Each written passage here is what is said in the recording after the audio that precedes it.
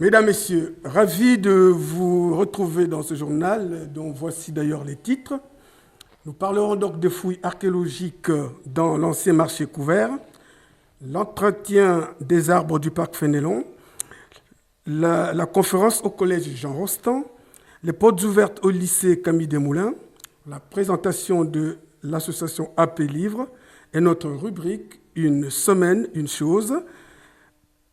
Ensuite, nous passerons au tri et recyclage des emballages et des papiers. Alors, sur ce plateau, donc, nous recevons le comité Miss Petite et Teen Univers Hauts-de-France.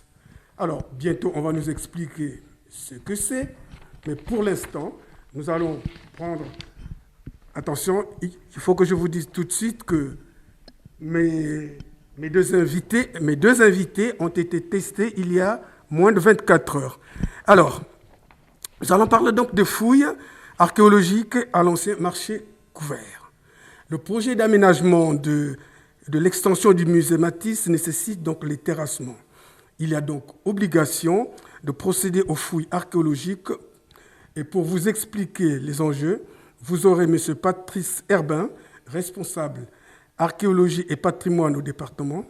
On y a trouvé des céramiques du XVIIIe et XIXe siècle. Et il y aura une céramologue, Mme Virginie Pilar, qui est originaire de Caudry, mais aussi M. Charlie Merel, spécialiste des bâtiments, capable de reconnaître en quelle année ont été construits les murs qui sont dedans. Alors, fouilles archéologiques à l'ancien marché couvert, c'est un reportage de Claude Delcourt. Alors, parlez-nous d'abord de votre service. Alors, ce service est agréé en tant qu'opérateur d'archéologie préventive. Il intervient en amont des projets du département du Nord, essentiellement, et également sur les équipements du département, tels que le Forum antique de Bavay ou l'ébéiste Sainte de Vaucelles, et en l'occurrence ici au sein du musée Matisse.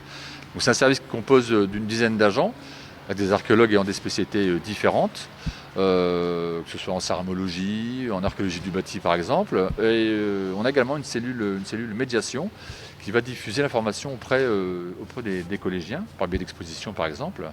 Et ensuite, on a une mission patrimoine également en charge d'accompagner les publics privés, par exemple, pour l'accompagnement dans le cadre de restauration de monuments ou d'objets, par exemple. Alors en fait ici on est dans le cadre du projet d'aménagement d'extension du musée Matisse. Dans le cadre de ces travaux, le marché couvert en fait, dans lequel on se trouve va faire l'objet d'importants terrassements pour le futur aménagement du musée. Et dans le cadre de ces terrassements, il y a le risque de détruire les vestiges qui se situent en dessous du sol sur lequel on se trouve. Il faut savoir que le musée Matisse est situé à l'emplacement du palais épiscopal, donc qui a accueilli les évêques et archevêques de Cambrai entre le XVe et le XVIIIe siècle. Donc en fait, il s'agissait de voir si les travaux ne risquaient pas d'endommager des vestiges de cette période. Et plus généralement, voir effectivement si on n'a pas des vestiges encore plus anciens, antérieurs du Moyen-Âge. Donc à ce titre-là, on intervient dans le cadre de l'archéologie préventive, donc suite à une prescription des services de l'État. Nous, en tant qu'opérateurs agréés, nous intervenons pour réaliser un diagnostic. Donc en fait, c'est la première phase des travaux de recherche archéologique pour évaluer le potentiel archéologique du terrain. Donc c'est un gros sondage qui a été fait pour voir effectivement s'il nous reste des murs, des maçonneries, des couches archéologiques, et de déterminer leur datation et leur intérêt historique et archéologique. Ça fait une semaine qu'on est sur le terrain là, et donc on a mis au jour une série de maçonneries, essentiellement constituées en briques, et quelques niveaux archéologiques recelant du mobilier archéologique. Alors, on est descendu au maximum à 3 mètres de profondeur, et les niveaux les plus anciens que nous avons découverts ne sont pas antérieurs au XVIIIe siècle. Donc alors on ne pensait pas, on pensait effectivement qu'on aurait des niveaux peut-être plus anciens, mais sur le fond de forme de ces travaux, on reste sur des éléments du XVIIIe. Donc c'est aussi intéressant, je dirais, parce qu'on n'a pas de traces du palais, de l'ancien palais Fénelon. En revanche, on est sans doute sur un îlot d'habitation qui est connu sur un plan de 1782. Donc on est sans doute dans le cadre de cet îlot-là, donc qui correspond finalement avec le mobilier céramique qu'on a pu découvrir, puisqu'on est sur ces faciès, cette chronologie-là, à peu près 18e, 18-19e siècle. Donc comme vestige, on a évidemment le marché couvert, les niveaux du marché couvert, sans doute les restes d'une ancienne écurie qui précédait le marché couvert, donc construite autour du 19e siècle, et ensuite les restes de cet îlot d'habitation. On a notamment mis au jour une cave, où il restait une partie en fait, de la voûte en berceau. Et donc dans le sol de cette cave, qu'on a pu enlever pour voir ce qu'il y avait en dessous, on a des remblais donc de limon argileux qui contenaient quelques éléments de la verrerie et également des fragments de poterie datables, comme je disais, du XVIIIe siècle au plus tôt. Alors, pas de trésor, si ce n'est qu'effectivement, on va recueillir de l'information qui est extrêmement importante pour nous, pour la carte archéologique. Il ne faut pas oublier qu'on n'est pas très loin non plus du cours d'eau de la Selle, donc on a peut-être un système de terrasse qui a été mis en œuvre effectivement aux époques antérieures. Et puis peut-être qu'un jour on aura des travaux à effectuer de l'autre côté de ce mur-ci ou des travaux de voirie, et on aura effectivement ces informations qui pourront être intéressantes pour les futurs travaux, en sachant qu'on a également mis au jour des niveaux de sol, de circulation. Ici, on est légèrement en surélévation par rapport à la rue en fait, qui se trouve derrière nous, et on a peut-être effectivement les niveaux correspondant au 18e, fin 18e ou début 18e siècle. Donc ça, c'est après un travail en laboratoire qui va être réalisé à Lille. On va remettre un rapport de nos découvertes au service de l'État, qui jugeront effectivement de l'intérêt ou pas de prescrire une fouille archéologique de plus grande ampleur, puisque là, je le rappelle, on est en phase de diagnostic. Et après, ces informations seront diffusées certes effectivement aux collègues du musée Matisse, mais également pour le grand public, puisqu'ils pourront consulter ce rapport sans aucun problème. Alors, ce qui me passionne, c'est qu'effectivement, on a la chance de pouvoir travailler, d'avoir un domaine de compétences très large. Alors, moi, effectivement, j'ai commencé à travailler sur l'étude des céramiques gallo-romaines, puis je suis devenu responsable d'opération et maintenant je suis chef de ce service. Donc, il y a effectivement un volant scientifique qui est forcément incontournable et le principal. Mais l'avantage, c'est de pouvoir travailler à la fois sur le terrain, avec des équipes d'archéologues, mais de travailler également avec des élus, de travailler avec des aménageurs, avec des ministères de la Culture par exemple, des collègues de l'État, avec des universitaires, puisque par exemple, on est sur l'afflux préventif, mais on a également des opérations d'archéologie programmées, ce que nous menons notamment sur le forum antique de Bavay et qu'on souhaite développer au sein de l'abbaye de Vaucelles, où on va former les étudiants. Alors d'une part, on va valoriser les sites, on va enrichir la connaissance scientifique, et également on va former les étudiants à la recherche archéologique de terrain. J'en tiens aussi pour exemple, alors là, ce n'est pas un étudiant, c'est un collégien. On a avec nous un collégien qui fait un stage de fin de troisième avec nous. On en prend à peu près une dizaine par an. Donc ça fait partie effectivement aussi de l'intérêt d'avoir ce service de collectivité qui permet de former également les collégiens, les étudiants, pourquoi pas à des métiers futurs. Je préciserai également qu'au sein du service archéologique du département du Nord, on a eu certains étudiants dans les années 2012, 2013, 2014, qu'on a pu recruter par la suite au sein du département et de mon service, et qui sont maintenant des agents titulaires des archéologues. Voilà, on a un paléométallurgiste par exemple, Virginie qui se trouve derrière moi est céramologue. Elle a commencé par faire des stages en fait, au sein du service, et on a pu par chance la recruter en fonction de ses compétences. Donc il y a tout un travail de terrain qui est celui-là, puis après il y a tout le travail de laboratoire, puisqu'il faut savoir écrire un petit peu, analyser les données. Il y a plein de facettes dans le métier d'archéologue, il y a plein de spécialités. Archéologue du bâti, céramologue, topographe, paléométallurgiste, on a des gens qui travaillent en médiation, on a des gestionnaires de mobilier archéologique.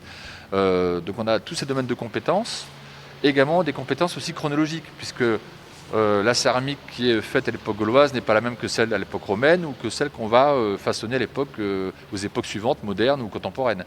Et tout ça, en fait, ce sont des gens qui, à force de faire du terrain et à force de brasser du mobilier, vont acquérir de plus en plus d'expérience. Alors tout ça couplé avec des diplômes universitaires, bien évidemment, qui sont forcément indispensables, et dans le cadre d'une collectivité, également de concours pour pouvoir accéder à ces postes au sein de la fonction publique territoriale. Alors moi c'est Virginie Pilar, je suis céramologue au service archéologie et patrimoine du département du Nord. Donc mon métier consiste à étudier toutes les céramiques qu'on retrouve sur les chantiers de fouilles, donc c'est-à-dire les objets qui sont fabriqués en argile, les pots, les vases en argile en fait. Donc qu'avez-vous trouvé sur ce chantier de fouilles? Alors ici on a retrouvé de la céramique exclusivement du 18e, 19e siècle qui est typique. Donc c'est de la céramique émaillée. Une émaille typique avec à base de manganèse ici, donc c'est ce qu'on appelle des céramiques à cul noir. Là vous avez une assiette par exemple décorée. Et ici on a un poêlon glaçuré. Donc la glaçure ici qui permettait aux aliments de ne pas adhérer lors de la cuisson.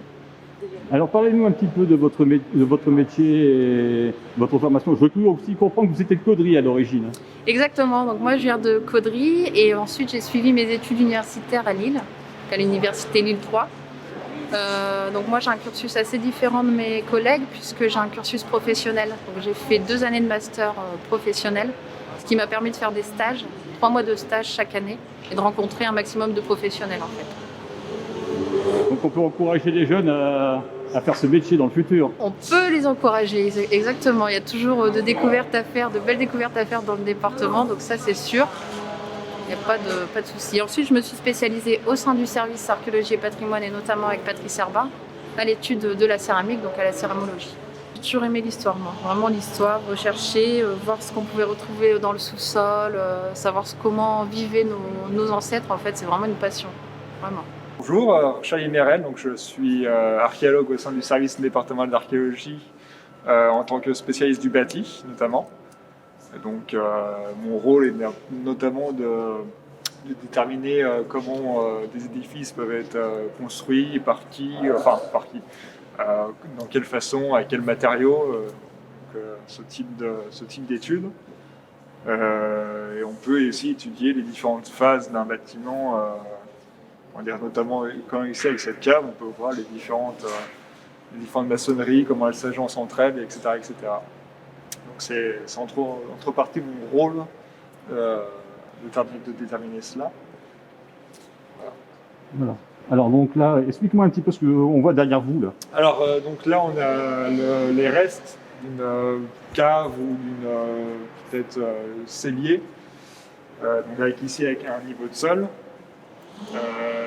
Et en fait, on avait avant sa destruction, on avait le départ d'une voûte de cette cave. Donc tout est monté en briques avec un mortier de chaux.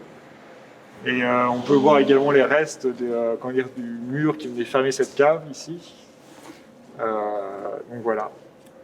Et puis après, on peut également observer sur quel niveau a été posée et construite cette cave. Donc directement sur des niveaux de remblai, probablement d'époque moderne, 18e, comme l'ensemble en fait de la fouille. Alors qu'est-ce qui vous anime à faire ce métier ? C'est la passion, c'est déjà une passion pour l'histoire, puis également c'est toujours un plaisir à chaque chantier, c'est toujours des choses nouvelles, donc c'est toujours intéressant de partir en quelque sorte de zéro à chaque nouveau diagnostic, chaque nouvelle fouille. On ne sait jamais sur quoi on va tomber, donc c'est toujours intéressant. Cette découverte perpétuelle. Mesdames, Messieurs, donc je vais passer à mes invités, à qui déjà je vais demander de se présenter. On va commencer par Madame. Alors Madame, je vais vous demander de vous présenter brièvement. Bonjour, je m'appelle Chloé Jovenin et je suis la coprésidente ainsi que la chorégraphe du comité Miss Petite et Miss Teen Univers Hauts-de-France. Alors donc c'est basé où déjà là ? C'est basé à Solty, le siège de l'association est basé à Solty. Bien. Alors, monsieur. Bonjour, moi je me présente, Milier Damien, je suis le vice-président du comité Miss Petite et Miss Teen Petite Univers Hauts-de-France. Alors ma première question, qu'est-ce qui vous amène ici ? Alors ce qui m'anime ici, c'est simplement pour présenter le comité, parce que comme on est dans les Hauts-de-France, on est ouvert sur tous les départements Hauts-de-France, donc le Nord, la Picardie et le Pas-de-Calais. De quel âge à quel âge les filles ? Alors on a 2 catégories de filles, les teens et les petites. Et les teens, c'est basé de 14 à 18 ans, et les petites de 18 à 28 ans. Bien. Et vous en avez déjà un certain nombre, je suppose. On a 32 candidates en liste actuellement, donc 16 petites et 16 teens. Bien. Alors, vous qui créez les chorégraphies, là, vous pensez nous montrer quoi exactement quand vous parlez de chorégraphie ? Alors on parle d'un show qui a été mis en place bien avant tout pour faire plaisir aux candidates, donc avec beaucoup de danse, pas mal de défilés quand même parce que c'est le sujet maître d'une élection. Et on a choisi 2 thèmes bien précis pour chacune des élections. Pour la catégorie petite, ce sera basé sur le girl power, sujet pas mal actuel en ce moment. Et pour la catégorie teen, on s'est lancé vers de jolies musiques en couleur. Voilà. Bien. Nous allons continuer. Pour l'instant, on va poursuivre avec notre journal en vous parlant de l'entretien des arbres du parc Fénelon. Au parc Fénelon, vous trouverez des arbres qui ont plus de 200 ans, d'où la nécessité d'y apporter des solutions pour ne pas exposer les visiteurs du parc à la dangerosité que présentent ces arbres. Pour mieux vous en parler, suivez ce que M. Jérémy Géraud, coordonnateur de la politique forestière responsable des arbres du département, et M. Cyril Billoire, qui est un cartésien et qui est dirigeant d'une société de soins aux arbres. Les raisons de cet entretien préventif, un reportage de Claude Delcourt. Alors donc le but de ce chantier c'était d'entretenir le parc, surtout pour les arbres qui le composent. On avait évoqué à l'époque le phasage en trois étapes de ce chantier. Donc aujourd'hui on est tout proche des alignements tricentenaires de tilleuls. Donc là on peut et on devine le travail qui a déjà été réalisé par les entreprises, de restaurer ces tilleuls tricentenaires avec des coupes très, très spécifiques pour maintenir le végétal en place. Feuille de route que j'avais pu vous évoquer dernièrement sur notre politique de maintenir un maximum d'arbres sur pied. Aujourd'hui une opération qui se réalise très bien. Heureusement qu'on est entouré d'entreprises de qualité qui ont compris la consigne, qui la respectent, et ça nous permet aujourd'hui de voir un petit peu ce qui se passe autour de nous par rapport à cette opération sur les tilleuls. Alors ça nous a fait évoluer d'une certaine manière, oui. Après ça nous conforte dans le choix qu'on avait fait de maintenir ces tilleuls, des techniques de taille qu'on avait envisagées. Comme je disais, la commande a bien été comprise et respectée, et maintenant on attend nous la phase de reprise des végétaux au printemps pour voir si le résultat est bien là, quoi. Alors je me présente, Cyril Billoire. On a une petite entreprise de spécialisation des soins aux arbres à Le Cateau depuis 2006. Donc travail à la corde, tout ce qui est entretien des arbres, soins aux arbres, taille vraiment spécifique, et tout ce qui est abattage dangereux, démontage inaccessible en nacelle. Alors que faites-vous exactement ici dans le parc aujourd'hui? Ici j'ai été mandaté par l'entreprise IDVRD qui a eu le marché des arbres avec le département. Justement pour essayer de préserver un maximum d'arbres, toujours ceux qui sont les plus sains possibles. Donc ici on est typiquement sur des arbres qui sont décroissants. On a été obligé de les remettre sur les anciennes tailles parce qu'ils deviennent trop dangereux. Mais par la suite, le second épisode, au niveau des super arbres que l'on a là-bas, on pratiquera de la taille douce et de la taille raisonnée, c'est-à-dire vraiment du pur soin aux arbres, comme on a pratiqué derrière sur le hêtre, au monument aux morts, etc., qui va éviter les nécroses et qui va faire du soin, point barre. Et ensuite, on a quelques démontages, pas beaucoup, mais des arbres qui sont malades, qui vont commencer à devenir dangereux. Si ça avait été en plein milieu d'une forêt, on les aurait conservés en niche écologique. Alors ici, on va pratiquer avec le département des niches écologiques, on appelle ça des mises en chandelle, c'est-à-dire on va enlever tout le pied, on va laisser la grume debout, qui va dépérir avec les champignons linivores et les insectes, etc. Et on appelle ça des niches écologiques qui vont pouvoir abriter des animaux comme la chouette, la chauve-souris, le pivert qui va pouvoir venir se nourrir d'insectes, jusqu'à la mort de l'arbre, on va dire, décomposition organique de l'arbre, totale. D'accord ? Donc ça, c'est le rôle du département. Nous, on est là pour les mettre en chandelle. Eux, ils vont sécuriser pour le public. Et voilà, c'est un travail de partenariat entre moi, l'entreprise IDVRD et le département, qui sont décideurs d'ordre sur ces sujets. Alors, au niveau des tilleuls, c'est des arbres qui ont été mal accompagnés il y a une quarantaine d'années. On va dire qu'ils ont été fortement taillés, d'où la nécrose des arbres que l'on voit. C'est une maladie qui s'est déposée sur les anciennes tailles d'il y a 40 ans et qui a mangé la lignine du bois. Sauf que lui, pour se défendre, il a rejeté pour survivre. Et on a des énormes rejets qui sont plus hauts que le tronc, d'accord, et qui deviennent dangereux, cassants, parce qu'ils sont ancrés sur de la pourriture, on va dire entre guillemets. D'accord ? Donc là, le but, on peut pas pratiquer de taille douce, parce que ça reviendra au même. La nécrose va continuer de nécroser l'arbre, et les rejets, les jeunes rejets, on va dire, d'une quarantaine d'années, d'une vingtaine d'années, vont toujours être ancrés sur de la pourriture et casseront un par un. Donc, vraiment très dangereux. Donc là, le but, c'est de les remettre à blanc, on appelle ça. On va dire dans notre jargon de la Vénois, c'est une mise en tétard. Moi, je parle plutôt de la taille en tête de chat, qui était fait un peu tard. Idéalement, la taille en tête de chat, c'est tous les 5-6 ans, on passe dessus, on coupe que les rejets, les jeunes rejets. Ici, ça a été fait un peu tard, mais on n'a pas le choix de les remettre à blanc sur les anciennes coupes. Voilà. Qui vont favoriser la séquestration et l'arbre va rejeter, repartira en tétard ou en tête de chat, suivant comment on l'appelle, et à retailler tous les 5 à 6 ans obligatoirement, jusqu'au dépérissement de l'arbre. Parce que nos arbres sont de toute façon inévitablement en fin de carrière, on va dire. D'accord ? Donc là, on leur redonne une chance de survivre pour éviter de faire un abattage général. On va leur donner une chance de rejeter et de les suivre. D'accord ? Voilà ce qu'on est en train de pratiquer là-dessus. Après, pour tout ce qui est bord de rivière, on a des arbres, comme tout le monde sait, de talus et qui se déchaussent avec la montée des eaux, la descente des eaux, etc., l'érosion, qu'on va être obligé d'enlever. Pourquoi ? Parce que on va avoir des déchaussements de terre qui vont aller abîmer les frayères, d'où l'intérêt... le syndicat de la Selle avait refait ce bras-là pour avoir des frayères de truites fario, etc., etc. Donc le but, c'est d'enlever avant que ça se casse la figure dans la rivière et détruise tout le biotope. On a également des arbres malades, qu'on appelle les frênes, qui sont atteints de la calarose. Donc avant qu'il y ait un dessèchement et des ruptures de branches, on préfère les supprimer et les remplacer par des jeunes arbres. Voilà. Tout ce qu'on peut pratiquer sur ce jardin public. Oh bah c'est très valorisant, c'est très valorisant pour notre entreprise, surtout pour mes élagueurs qui adorent pratiquer la taille raisonnée.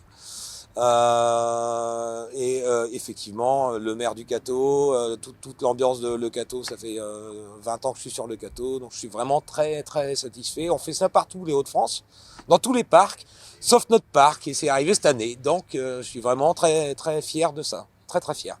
Eh bien, merci beaucoup. Voilà.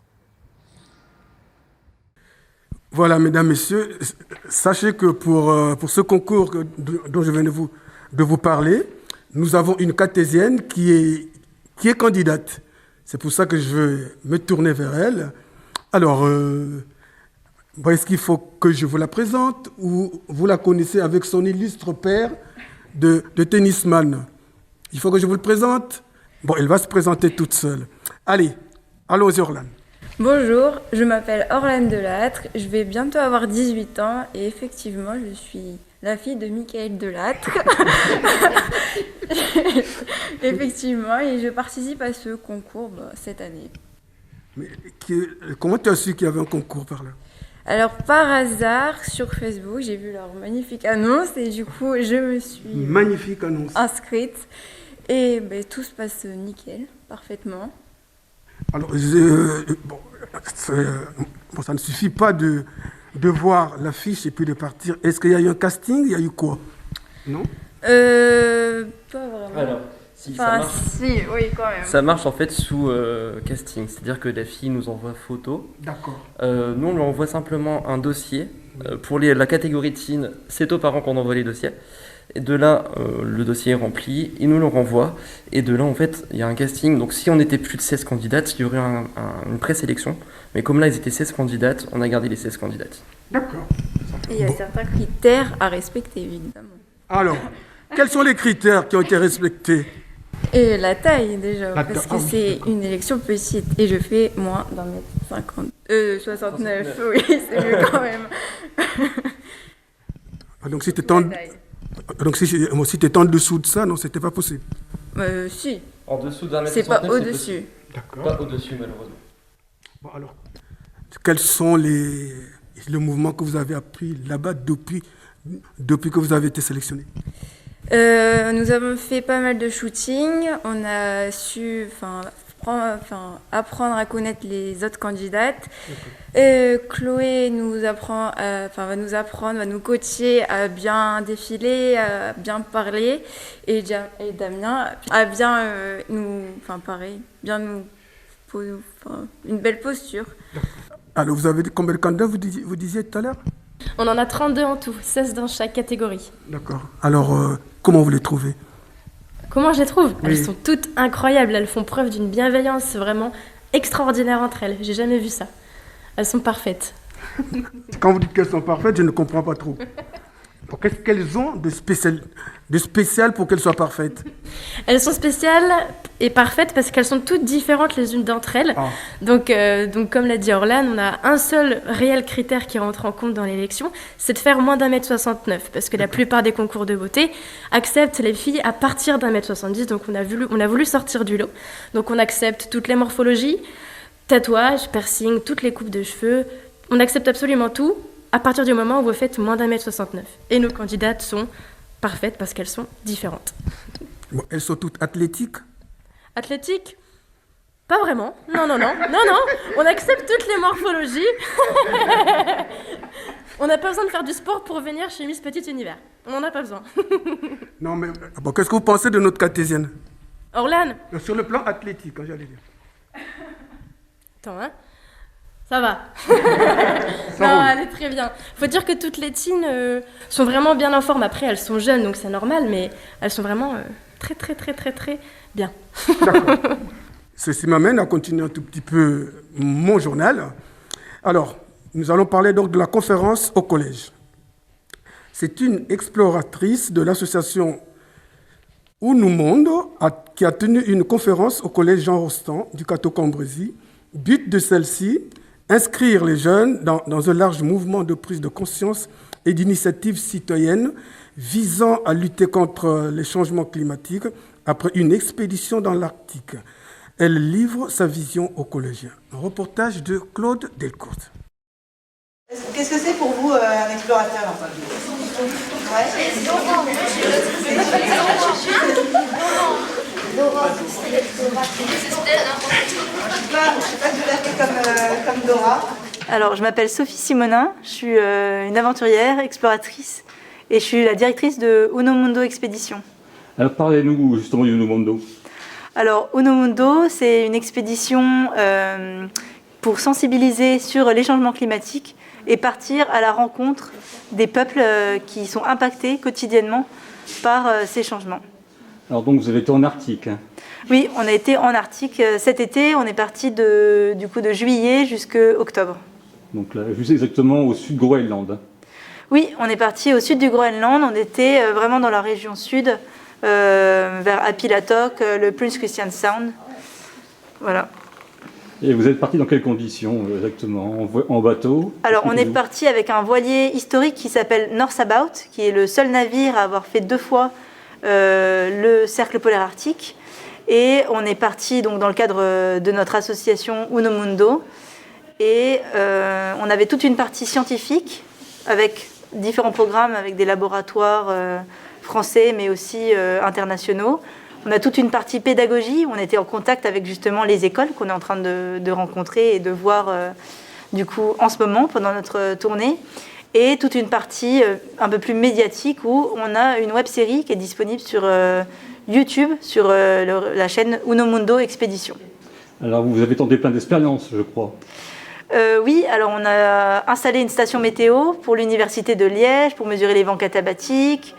On a déployé des bouées pour Météo France qui nous servent du coup à mesurer donc la température, la salinité, mais aussi les courants marins. Et on avait donc des petites fioles à remplir pour le laboratoire de l'océan. Tout ça, c'est pour mesurer le taux de salinité et savoir quel est l'impact de l'eau de fonte de la calotte polaire dans les océans, notamment près de nos côtes en Atlantique. Et enfin, la dernière mission, c'était la maintenance d'une station météo pour mesurer la quantité de fonte qu'il y a sur la calotte polaire. Donc cette année, quand on est revenu, il y avait 8 mètres de fonte. Ça veut dire que la calotte polaire du Groenland avait perdu 8 mètres d'épaisseur en un an, ce qui est du coup énorme. Et vous avez aussi rencontré la population inuit. Oui, on a fait à peu près une quinzaine d'interviews de la population inuit, des chasseurs, des géologues, des archéologues, des fermiers. Et tous, vraiment, ils vivent le changement climatique au jour le jour. Ils nous racontent qu'ils voient de moins en moins du coup, de glace. Ils voient que la banquise se recule de plus en plus. C'est plus difficile pour eux de pêcher, de chasser.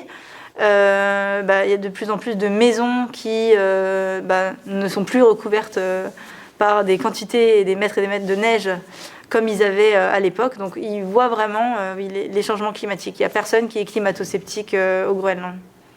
Voilà. Donc là, ici, vous êtes au collège du Cateau. Ouais. Alors, qu'avez-vous constaté avec ces jeunes? Et ben, je constate que ils ont encore beaucoup de choses à apprendre. Je suis contente d'être ici pour leur parler des mondes polaires, de qu'est-ce que eux ils peuvent faire pour la planète. Ils sont pas toujours très conscients qu'au final on a une planète et qu'on a des ressources qui sont limitées sur Terre. Donc l'idée, c'est de leur faire comprendre tout ça et de savoir comment eux ils peuvent agir. Donc ils sont intéressés. On fait des éco-jeux. Pour leur faire comprendre un peu les changements climatiques, c'est quoi, parce que c'est une notion qui est un peu complexe et du coup on essaye d'approfondir, de savoir d'où il vient. On me pose beaucoup cette question: Madame, qui c'est qui a inventé le changement climatique?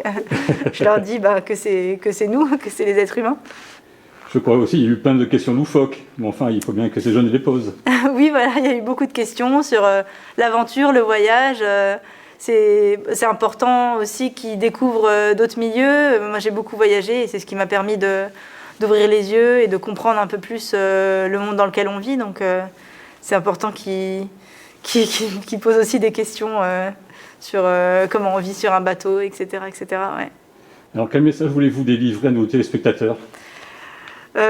Qu'il faut que eux aussi, que vous aussi, vous soyez engagés pour la planète, parce qu'on n'a qu'une seule planète. Donc voilà, c'est notre slogan: un monde, un peuple, une planète. On est tous humains et au final, l'impact qu'on a aujourd'hui, même s'il est tout petit, on ne se rend pas forcément compte, mais c'est déjà un grand pas pour protéger notre planète. Donc voilà, et qu'à notre échelle, on peut faire plein de belles choses. Si Greta, à 17 ans, elle a pu faire bouger les politiques, nous, ça ne sert à rien de se dire de toute façon, c'est pas à notre échelle, parce que je ne pourrai jamais atteindre les politiques. Si vous avez vraiment envie, si vous voulez vraiment faire bouger les choses, tout le monde peut. On parlait des portes ouvertes au lycée Camille Desmoulins. Les portes ont été ouvertes au lycée Camille Desmoulins. Un début au programme, la formation des BTS de gestion de la PME. Donc, petites et moyennes entreprises, je pense. Alors, retour sur les échanges des portes ouvertes. Reportage, Claude Delcourte. Oui, bonjour, je suis Monsieur Kless, donc enseignant au lycée Camille Desmoulins du Cateau Cambrésis depuis 25 années maintenant, et je suis en charge de la première année du BTS gestion de la PME. Et vous, monsieur? Donc, monsieur Richard, enseignant également au Cateau Cambrésis. Je suis en charge de la deuxième année du BTS gestion de la PME cette année, et depuis, comme mon collègue, ça fait 25 ans que je suis là. Alors pourquoi organiser une telle journée au lycée aujourd'hui? Comme chaque année, c'est une journée qui est imposée quelque part par le rectorat dans tous les lycées où il y a des BTS. Et ça nous permet de présenter la section de BTS gestion de la PME à des étudiants, des futurs étudiants qui peuvent se déplacer, venir voir l'environnement dans lequel ils travailleront l'année prochaine. Alors parlez-nous un petit peu de ce BTS. Alors c'est un BTS qui a pour but en fait de préparer les étudiants à gérer une entreprise. Alors précisément à être le bras droit d'un patron d'une petite PME, par exemple une PME du BTP, ou une PME industrielle, ou bien sûr dans les services. Donc on les forme en fait à tout ce qui est gestion et administration d'une entreprise, que ce soit sur le plan comptable, par exemple faire des déclarations de TVA, faire la comptabilité de l'entreprise, faire des factures, des bons de commande, etc. Ou que ce soit dans d'autres domaines, comme par exemple la gestion des ressources humaines, faire des fiches de paie, élaborer des congés de planning, des congés payés, enfin des plannings de congés payés. Ça peut être aussi gérer les risques liés à l'entreprise. Par exemple, imaginons qu'un salarié est un accident du travail, eh bien, on explique à nos étudiants comment compléter le dossier d'accident du travail, à qui il faut le transmettre, etc. Donc c'est tous les aspects en fait quotidiens que l'on retrouve dans une entreprise sur le plan donc, de l'administration d'une entreprise. Alors on y apprend quoi exactement? De la comptabilité, sur des choses comme ça? Alors, quels sont les cours proposés en fait? Parmi tous les BTS tertiaires qui existent dans le bassin de formation et dans l'Académie de Lille, c'est le BTS le plus polyvalent, qui va toucher à la fois les domaines du marketing, de la gestion comptable, de l'organisation comptable, de la gestion des ressources humaines, mais également des notions d'économie, droit, management, et au niveau aussi de la gestion des risques dans l'entreprise, un sujet d'actualité. Ils se destinent à quoi ces élèves après? Qu'est-ce qu'ils veulent faire comme profession? Alors, alors, ils peuvent être collaborateurs. Alors, il y a beaucoup de. Alors, soit certains peuvent créer leur entreprise, d'autres peuvent être collaborateurs polyvalents. Alors, peuvent être collaborateurs commerciaux, collaborateurs comptables, collaborateurs en ressources humaines. Ça dépend évidemment des besoins de l'entreprise. Donc, où les étudiants poursuivent leurs études. Donc, on a une partie de nos étudiants, à peu près la moitié, qui poursuivent leurs études, généralement en licence professionnelle.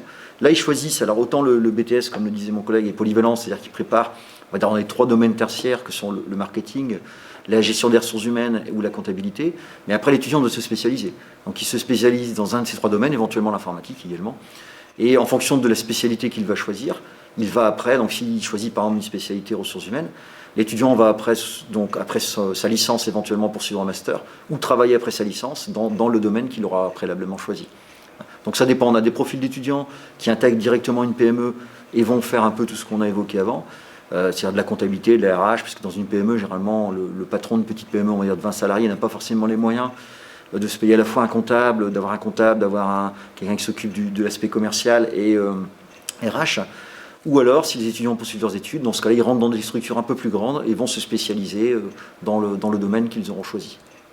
Donc voilà un peu. Alors sachant que depuis il y a une réforme du BTS, depuis l'année passée, les cours sont davantage axés sur tout ce qui est informatique et gestion des risques informatiques.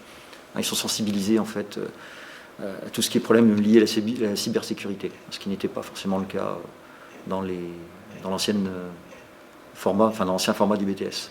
Alors en quoi c'est nécessaire cette porte ouverte?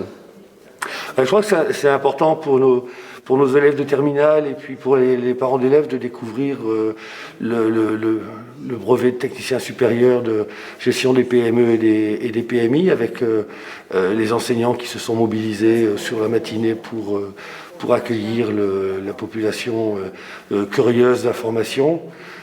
C'est vrai que la situation est un petit peu compliquée quand même, il faut bien le remarquer, sur les journées portes ouvertes. Donc on a essayé de faire évidemment dans le cadre des gestes barrières et du respect des protections des uns et des autres. Mais voilà, c'est toujours intéressant pour les élèves qui sont en attente d'orientation, de pouvoir voir un petit peu le lycée, voir les installations que l'on peut leur présenter et mettre à leur disposition. Et puis pour les élèves qui viennent d'autres lycées du bassin, de découvrir aussi l'architecture du lycée, l'organisation des enseignements, l'organisation qui a été mise en place dans l'établissement pour accueillir au mieux l'ensemble de nos élèves et de nos étudiants.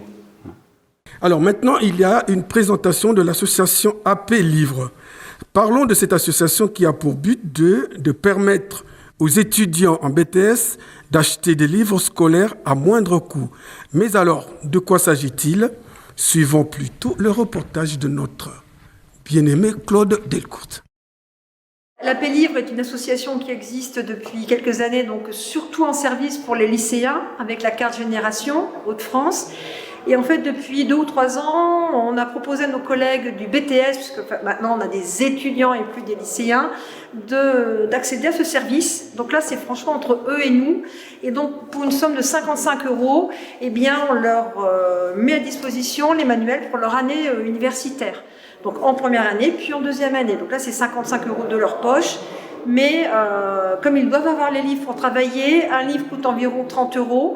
Il y en a 5 en l'occurrence. Et donc même d'occasion, ça remonte à au moins 130 € à peu près. Donc pour 55 €, ils arrivent à suivre les cours de l'année et à bien travailler. Donc c'est un service qu'on leur propose. Et peut-être original, mais pratique pour les étudiants du Caton. Voilà, donc c'est vrai que ça marche bien, parce qu'ils n'ont pas ce souci-là à gérer. Par les temps qui courent, ça vaut le coup. Alors Orlane, je vais passer à toi. Quelles sont les activités qui vous sont proposées journellement pour être en forme? Au concours? Oui, au concours, bien sûr. Non, pas à ta maison, au concours. Mais on va avoir des chorés à préparer et nous avons fait des shootings. Oui. Nous avons plusieurs défis à relever sur les réseaux sociaux pour être mis en valeur, comme des défis, par exemple, une photo en noir et blanc, une photo dans un miroir, etc. Et tout ça nous prépare bien. Et puis ça, vous avez des réponses des internautes? Oui, on a pas mal de partages de nos amis, du comité, et aussi des autres personnes qui nous voient. En fait, c'est ce qui vous encourage, quoi. C'est ça. Ouais. Bon, nous allons passer à la cheville ouvrière de cette... vous faites ça depuis quand? Alors, le comité est tout récent. Il est arrivé en septembre 2019. Et moi, je suis dans le comité des Miss depuis maintenant 4 ans. Donc de base, le président du comité est Mister. Donc je l'ai suivi dans son activité de Miss. Moi je suis chorégraphe aussi national pour tout ce qui est Miss et Mister. Donc je l'ai été pour un autre concours. Et c'est de là en fait que ça nous a apporté beaucoup de choses, du bien-être, de l'importance. Et c'est pour ça qu'aujourd'hui on a voulu ouvrir notre propre comité, qui est une bretelle de l'international. C'est-à-dire que ce comité-là, Miss Petit Univers, il y aura une nationale, donc Miss Petit Univers nationale, et la personne qui gagnera la nationale partira à l'international au Mexique. Ah ouais. Voilà. Quand même. Oui, quand même. C'est pour ça qu'à l'heure d'aujourd'hui, on a voulu ouvrir ce comité dans les Hauts-de-France, parce qu'on fait tous les 3 parties des Hauts-de-France. Donc le président est d'Arras, moi je suis de Valenciennes, et Chloé qui est à côté de moi, elle est de Boulogne-sur-Mer. Donc c'est vraiment les Hauts-de-France. On a intégré la Picardie dedans, parce qu'elle fait partie des Hauts-de-France. Et c'est pour ça aussi qu'aujourd'hui, on voyage un peu partout, et ce comité nous permet aussi de voyager et de faire voyager nos candidates. Ah. Parce qu'elles font des photos un peu partout dans les Hauts-de-France, et on a tellement de beaux endroits. Je pense au musée Matisse qui est à côté, où on a déjà fait un shooting photo là-bas, où c'est tellement beau que c'est pour ça qu'on peut faire voyager nos candidates. Vous passez combien de temps dans les voyages? Quasiment 2-3 week-ends par mois quand même. Hein. On les accompagne tout le temps, les filles. Même quand vous allez au Mexique? Ah moi, je suis pas encore allée au Mexique. Hein. Pas encore. Parce que, comme l'a dit Damien, on vient d'ouvrir le comité. Donc, si par chance, la Miss Hauts-de-France remporte la nationale, il est clair qu'on l'accompagnera dans son voyage au Mexique. Et comment vous avez fait pour découvrir cet univers Alors moi, il faut savoir que j'ai fait beaucoup de concours, que ce soit au niveau régional, national, mais aussi international, donc j'ai vraiment une patte dedans. Et comment j'ai connu le comité? Totalement par hasard. Les garçons faisaient un live sur le comité pour se présenter, et j'ai directement postulé en tant que chorégraphe. Je leur ai demandé s'ils cherchaient quelqu'un justement pour coacher les filles, et ils m'ont accueilli avec une bienveillance incroyable. Donc depuis ce jour-là, on ne se quitte plus. Ah. D'accord. Alors, Orlan, il y a des... Pardon, excuse-moi. Bon, je pense qu'il faut qu'il y ait des gens qui t'envoient des petits mots pour t'encourager, n'est-ce pas? Alors, qu'est-ce que tu peux dire à tes petites copines qui sont au Cateau, par exemple, qui sont dans les réseaux sociaux? D'aller voter pour moi, d'aller aimer ma photo qui se trouve sur Facebook, donc le comité, si je ne me trompe pas, Miss Teen Petit Univers. Et donc simplement aimer. Et j'ai aussi pour les votes, vu que pour l'instant il n'y a pas de public, malheureusement à cause du Covid, nous avons une petite application qui permet de voter pour nous, mais malheureusement ils sont payants. Ah, c'est payant. Bon, dans ces conditions-là, qui paye? Ceux qui veulent mettre, c'est pas du tout obligatoire. C'est les montants qu'on veut. D'accord, ok. On va continuer avec le journal. Alors, une semaine, une chose. Cette fois, le buste au parc Fénelon. À présent, donc notre rubrique Une semaine, une chose, réalisée en partenariat avec le musée, donc au programme, le buste de Fénelon, qui prône dans le parc.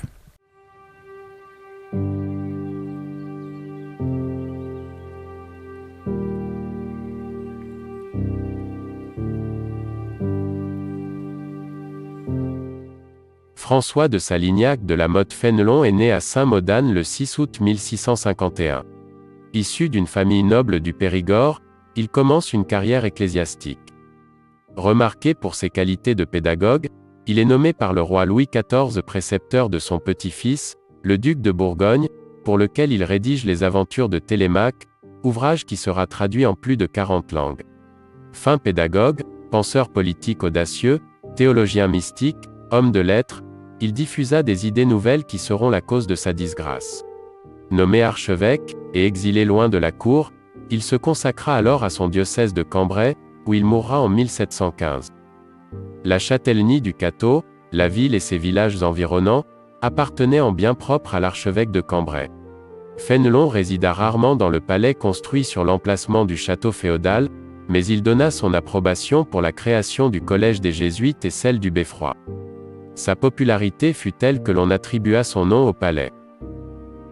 En 1883, lors du rachat par la commune du palais et du parc, la municipalité souhaita rendre hommage au célèbre archevêque, et commanda un buste de Fénelon auprès du ministère des Beaux-Arts.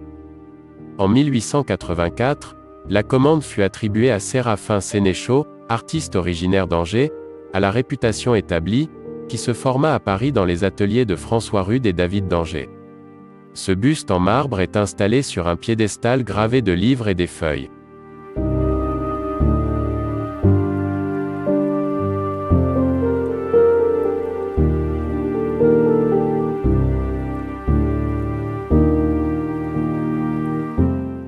La ressemblance physique avec Fénelon est toutefois contestable. Il pourrait s'agir du buste du successeur de Fénelon, Monseigneur de Choiseul. L'œuvre appartient au Centre national des arts plastiques qui l'a mise en dépôt dans le parc.